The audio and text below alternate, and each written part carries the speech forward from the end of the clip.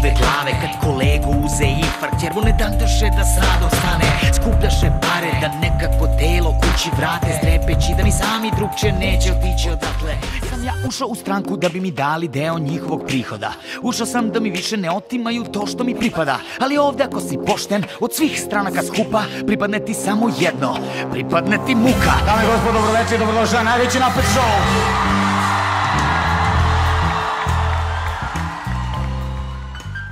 Sljedeća tačka na koju prelazimo jeste međuljudska razlika, to je međuljudske razlike. Zašto niko ne govori u pozitivnom kontekstu o njima? Jer, jel te, ja sam naučen tako da su međuljudske razlike zapravo lepa stvar. Nešto naučiš lepo od toga, prisvojiš ili ne, kako se gradi ličnost, da poštuješ drugoga. Ako te njegova različitost ne ugrožava. Da. To bi negde bio uslov, ali mi vrlo često haluciniramo koje nas razlike ugrožavaju.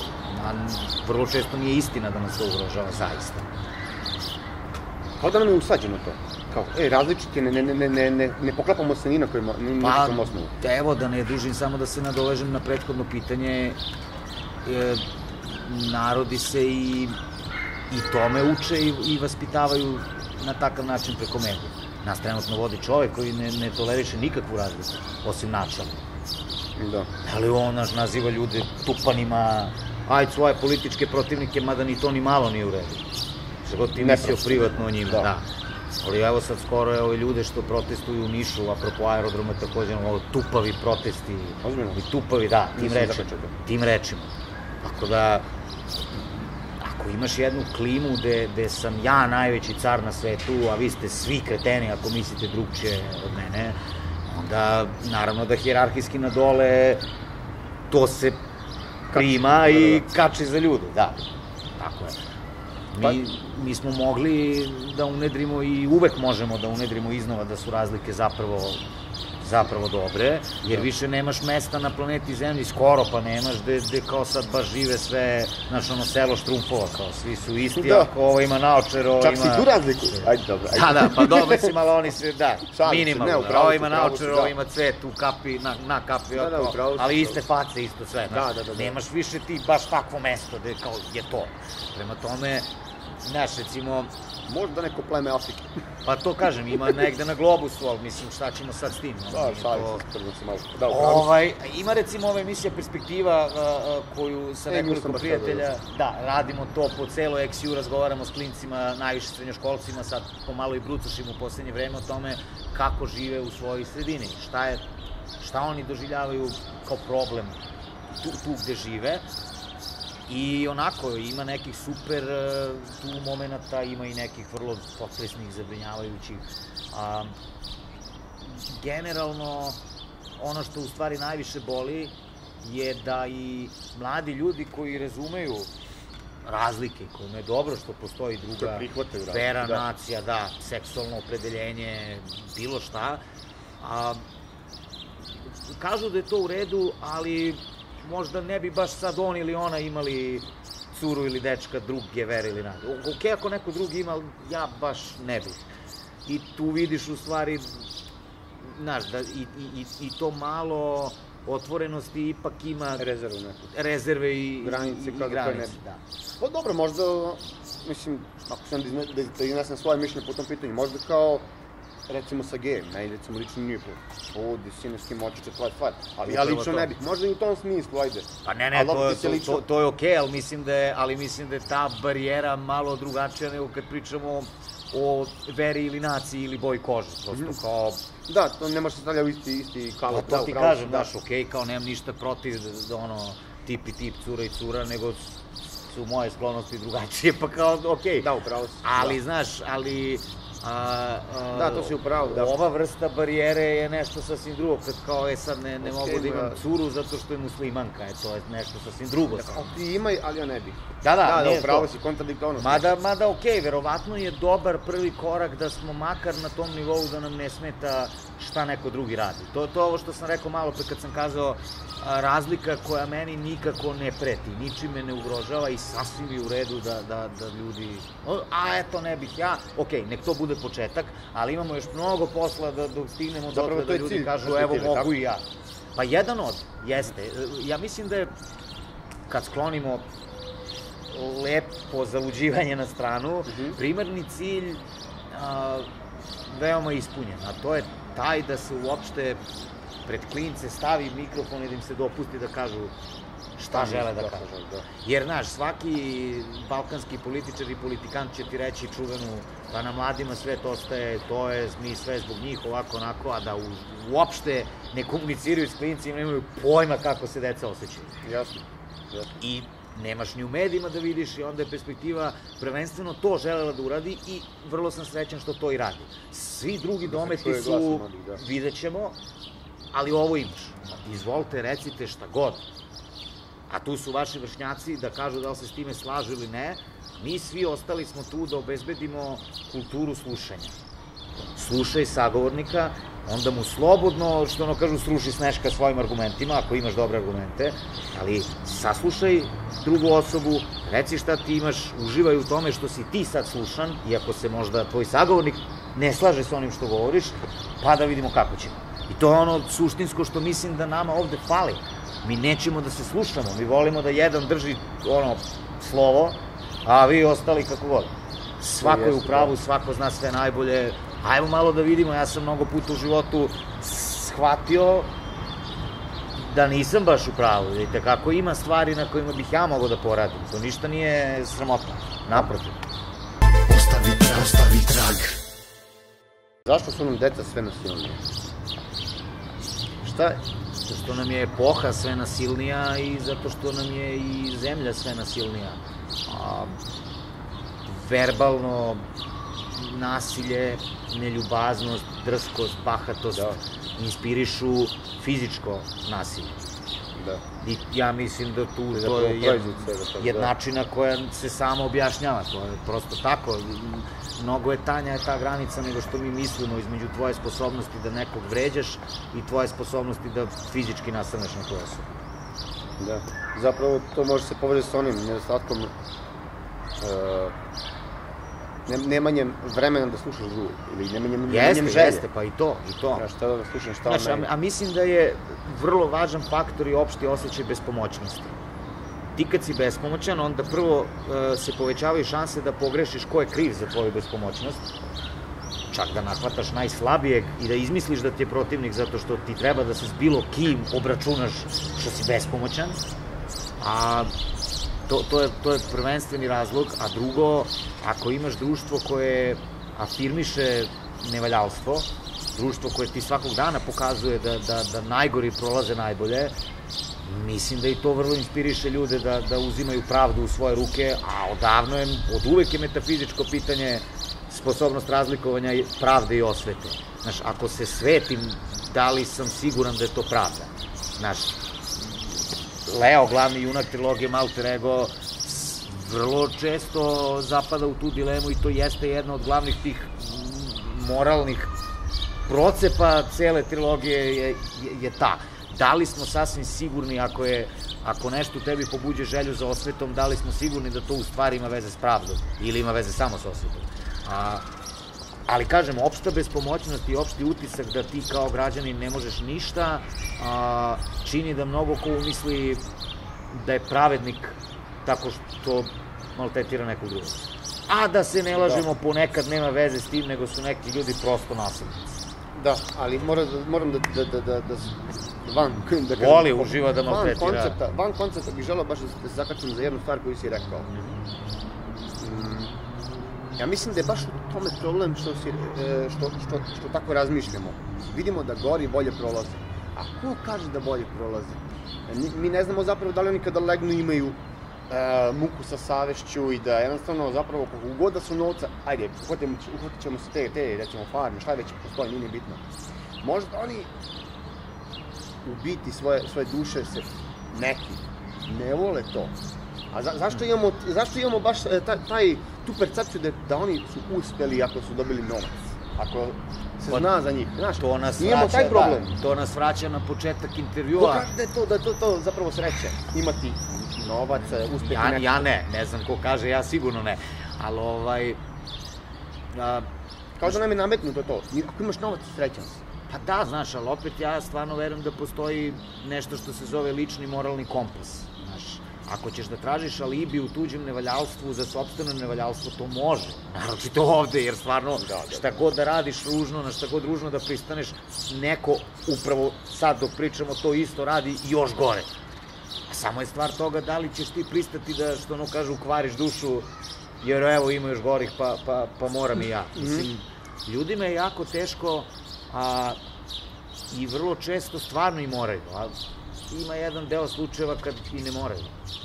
Ima i kad ne moraju, a mnogo ko kaže, ma moram, znači onda upregne svu svoju verbalnu artiljeriju da opravda kako stvarno mora.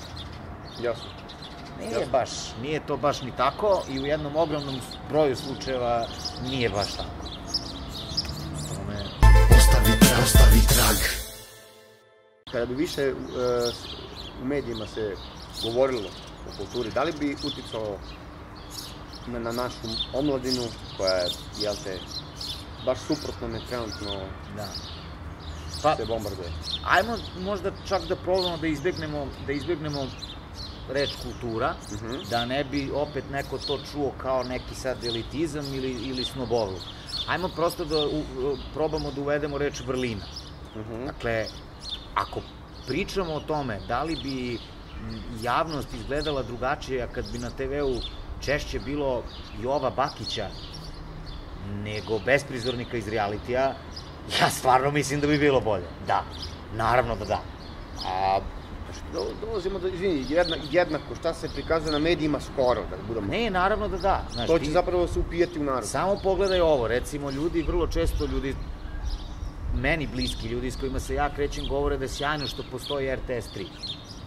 Da. Ja takođe mislim da je sjajno, ali ne gubim iz vida da je i tu posredi jedno opasno getoiziranje.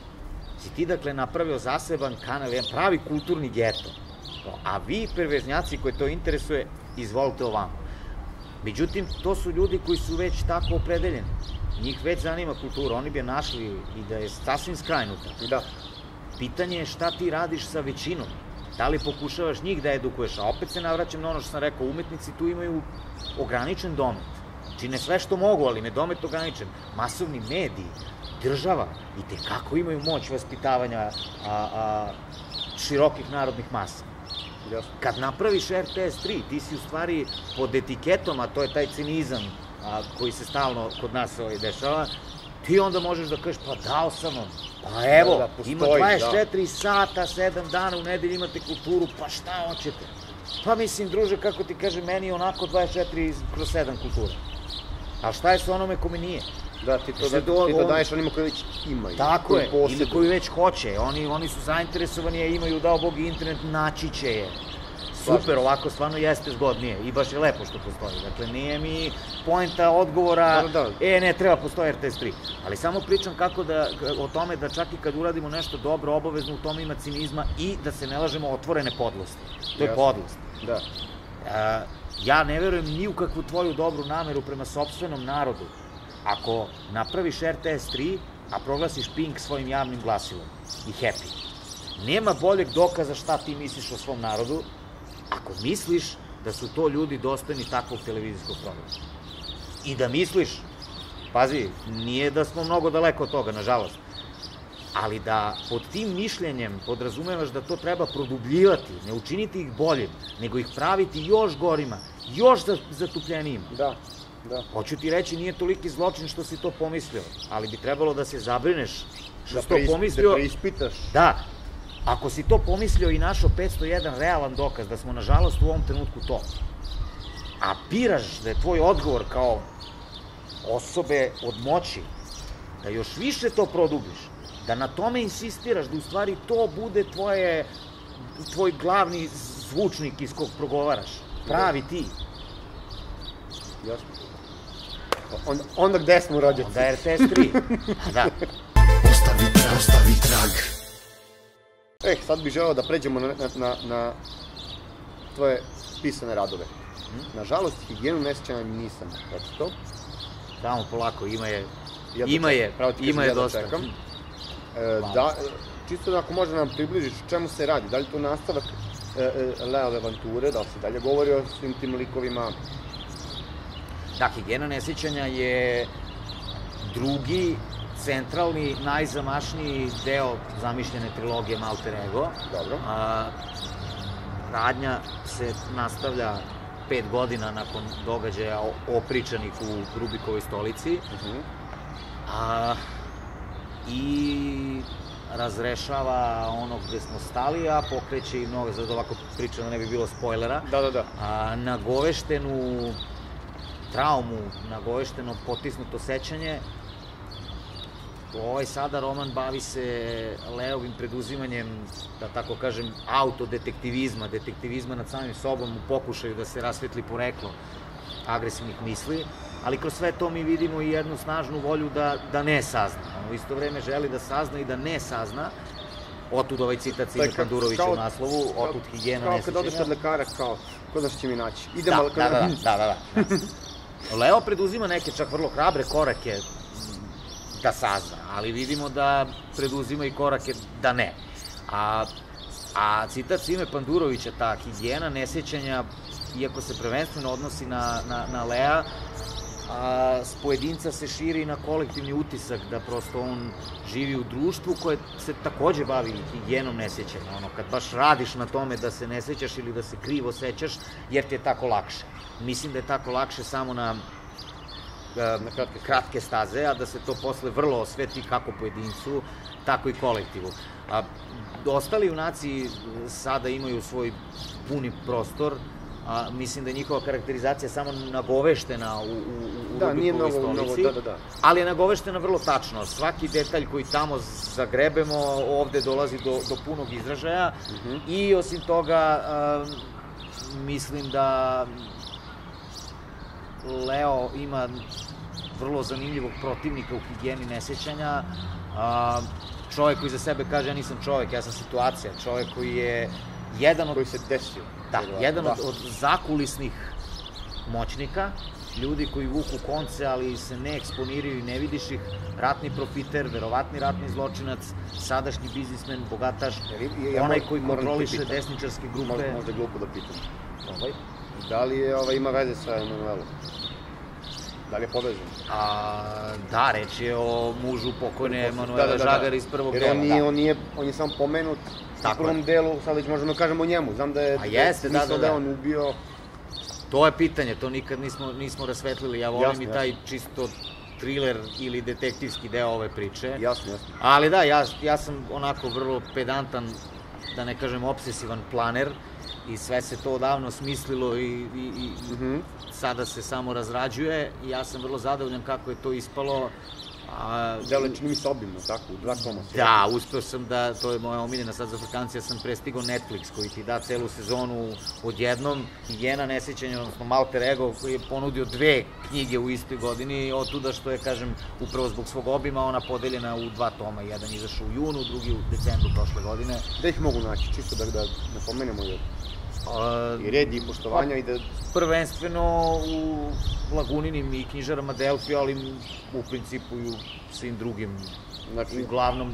Nije nestašica? Ne. Gurnuli ste nove zalihe. A Rubikova stolica, pošto sam je čitao 3 puta... Hvala. I vjerojatno će početi još jednom pre nego što nastavim, znaš ono to, moram se podsjetim. Preporučujem Lagunino izdanje, izmenjeno i dopunjeno, makar za čitanje, ne preporučujem nikome da potroši još jednom novac na naslov koji već ima, ali može da pozajmi ili da iznajmi iz biblioteke ukoliko želi da vidi kako sam to ovog puta izveo. Radnja se ni malo nije promenila, ali je sama struktura sa jedne gotovo dramske sada prevedena na strogo proznu, strogo romanesknu, uz mnogo nekih dodatih pasusa koji, kažem, ne menjaju fabulu, ali mislim da mnogo bolje ulazimo u motive glavnog junaka i ostalih junaka. Mislim, imam mnogo pitanja koje bih ti postavio, ali postavit ću ti jedno da bismo prešli na dalja pitanja.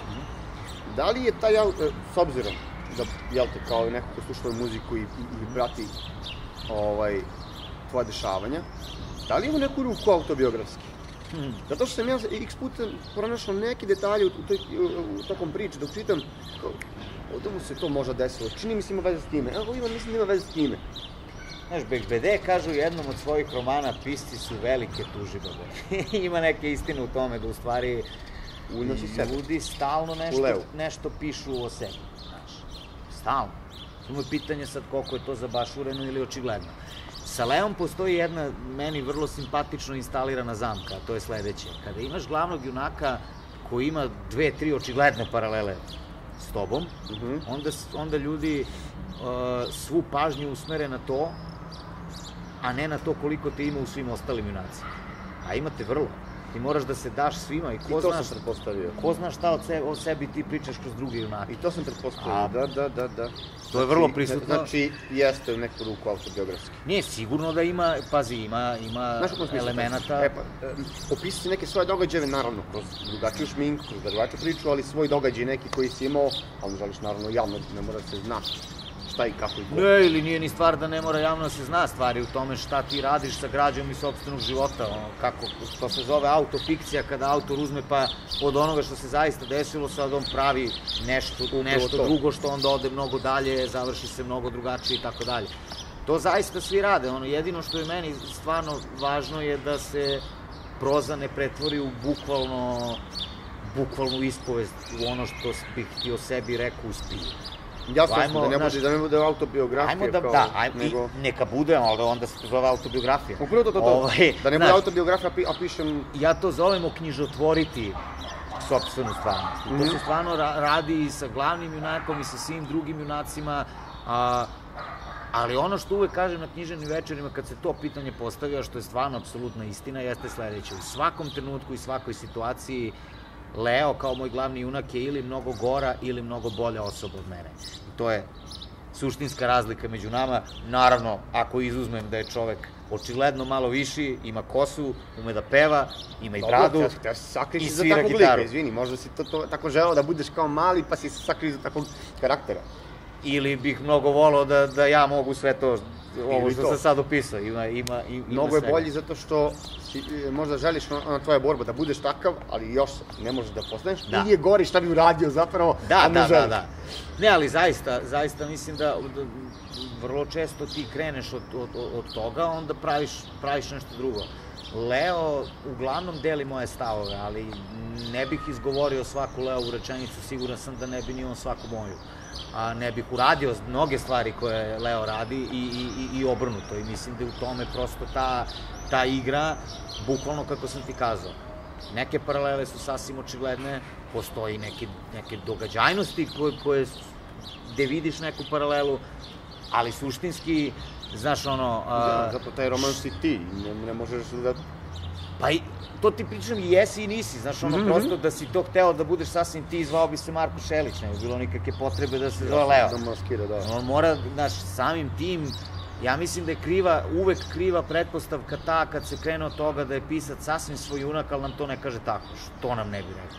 Čim se ne zove kako se zove pisac, znači da nužno u njemu postoji i nešto drugo i neke druge osobine i neke druge sile vladaju njime, ne nešto drugo utiče na njegove odluke i u krajnjoj liniji sami događaji, naročito u higijeni nesjećanja, Bogu hvala, ni malo nisu moji. Gotovo pa ni malo, ako nešto od toga zaista direktan transkript stvarnosti, ja mislim da toga nema više od jednog 5% ili 3%. Dobro. A imam još jedno pitanje koje je van koncepta. Da li si nekada razmišljao ili zamišljao da se neko tvoje delo ekranizuje ili možda se odigra u pozorištu? To se desilo u ovom prvom romanu, to se desilo zajedno sa Amima, igrali su se u Dadovu. Ali konkretno za ekranizaciju, na primer? Pa, to sam sad zaustio ti kažem, meni Alter Ego više liči na seriju, tako i sam tretiram, nego na film. Uopšte mislim da romani... Serija, pa sam kapirao da ćeš... Pa ne samo zato, nego prosto bukvalno on ima radnju raspoređenu na sezone i epizode. I tako funkcioniš u mojoj glavi. Da, glava po glavu, ideš i komotno možda praviš epizode. Sa sve cliffhangerima, naravno, i sličnim stvarima, ali... Koliko mi se dopada da maštam o nečemu takvom, toliko i mislim da to apsolutno ne mora. Pa, uvek nešto dobiješ, uvek nešto izgubiš.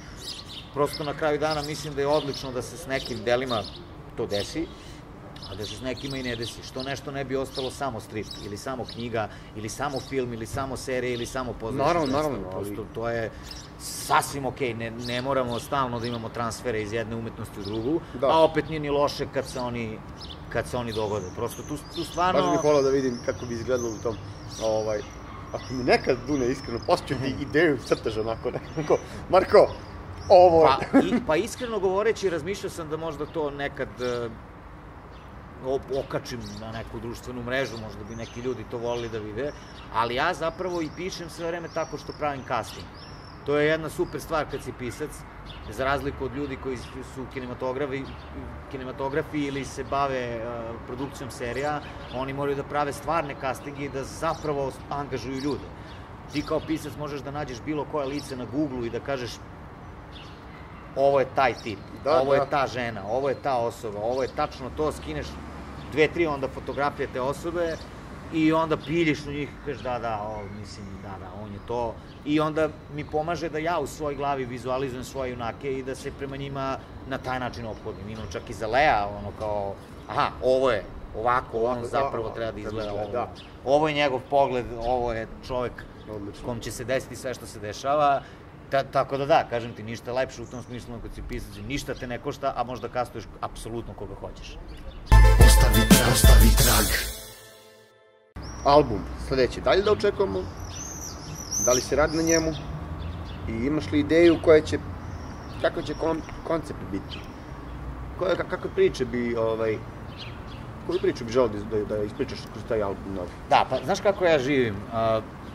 Živim sasvim svestan da neke slušaoce moje muzike apsolutno ne zanima moja književnost, a živim i takođe svestan da neke moje čitaoce apsolutno ne zanima moja muzika.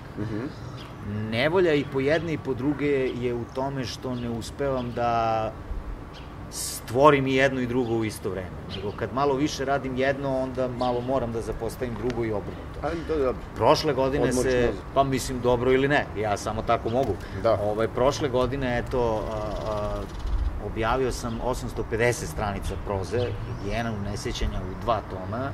Ove godine sam definitivno više okrenut muzici. Imam čak ideju o 2 različite ploče, a ne o jednoj. Vrlo su tematski, muzički, drugačije i tako dalje. Ali je prerano govoriti o jednom i o drugom, ja znam koliko ljudi to mrze i stvarno ne bi sad da me shvate kao čuvena mistika autora. Nećemo sad o tome, nije neću nego ne znam, tek kažem. Dobro si rekao da postoji mogućnosti 2 da budu. Da, ne postoji vrla mogućnost, ali to onda postavlja pitanje kako će se stići jedno, a kad drugo. Dakle, nije da se pravi mističan, nego stvarno u ovom trenutku nemam te odgovore. Za mene je bavljenje, da, sasvim sigurno će biti, to je jedino što znam.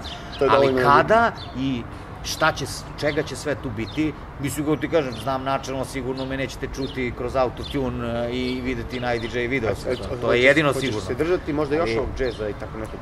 A biće sigurno i toga kao jednog od faktora, ali ne i kao jedinog faktora. Prosto, za mene je bavljanje umetnošću mnogo više potraga nego nalaženje. Ja ono što nađem, ja to i uradim, onda idem da tražim dalje.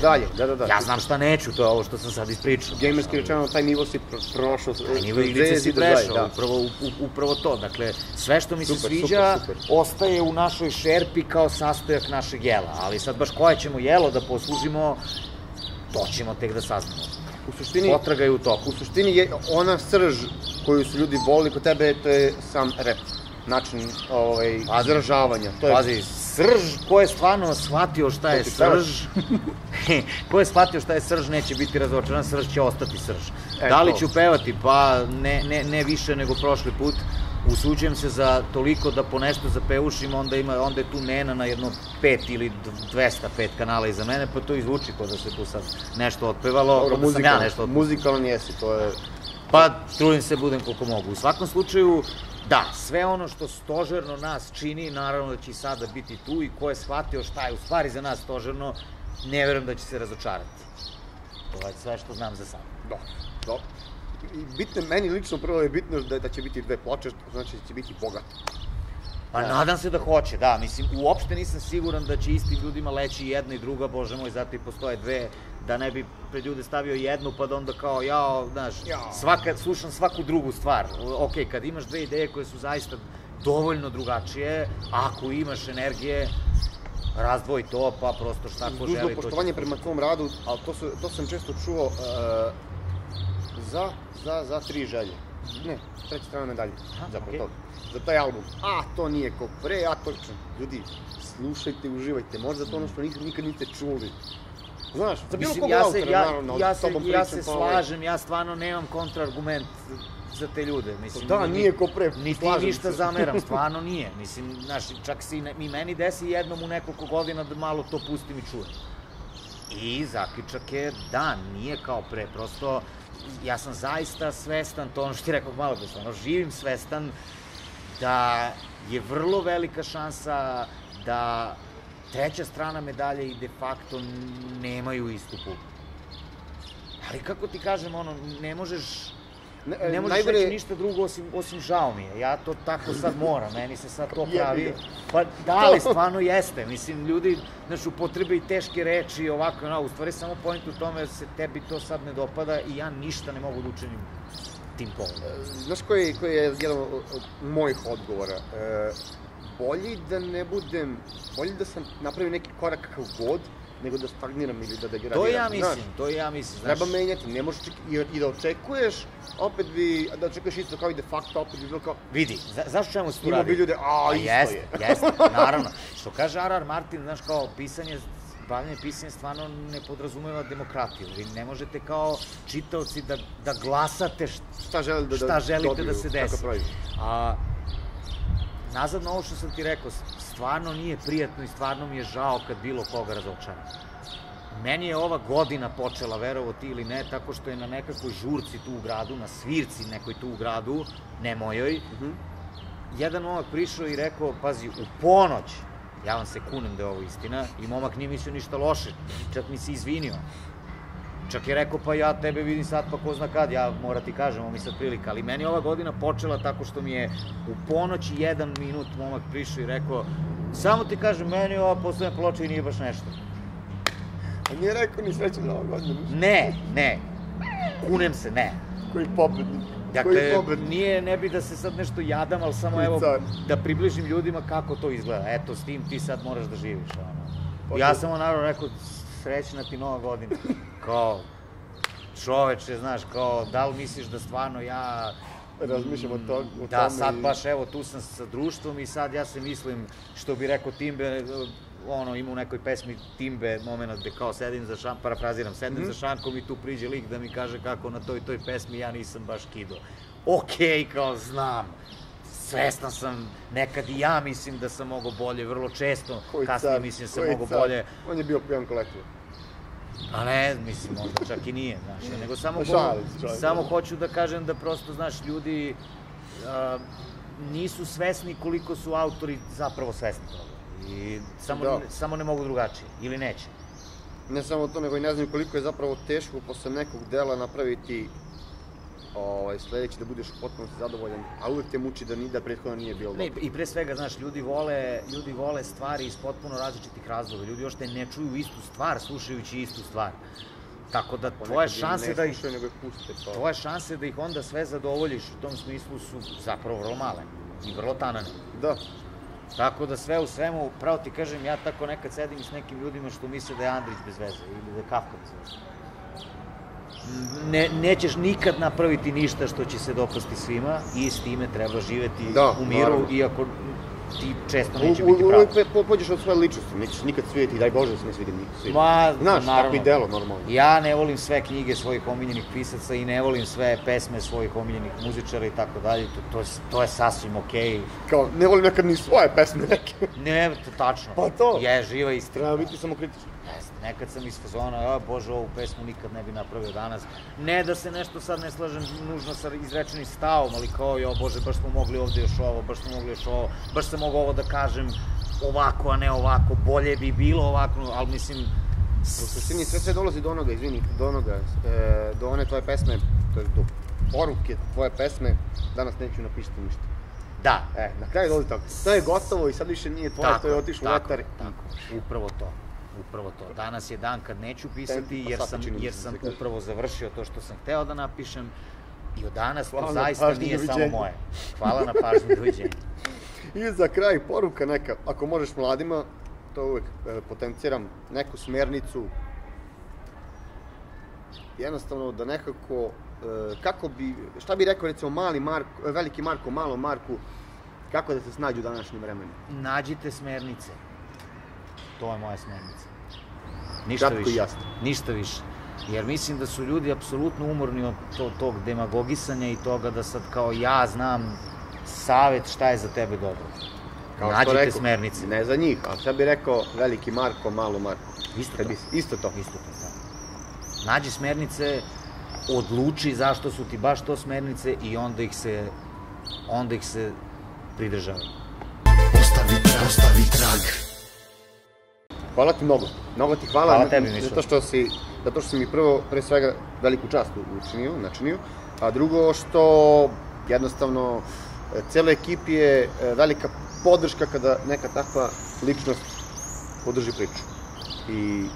Hvala, čast mi je, ako je tako, čast mi je što je tako. Drugari, vidimo se u sledećoj epizodi, nadam se da ste uživali i kao što u skoro svakoj kažem, gledajte par puta jer ste sigurno propustili mnogo toga. Uživajte!